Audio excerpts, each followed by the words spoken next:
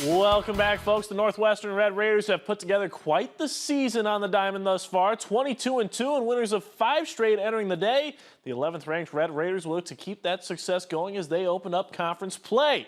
Now, they'd open GPAC play against Mount Marty at the American State Bank Complex. We'll pick things up in the 5th inning. This ball's taken on a ride out to left field, but Reese Peterson will make the diving play to get the out and left. Top of the 5th, Abby Johnson turns and burns on a pitch, sending a frozen rope down the left field line. 2 runs will score, and the Lancers lead by 1. Bottom 5, Maddie Kavatek shoots a line drive into opposite field. That drops, a run comes across.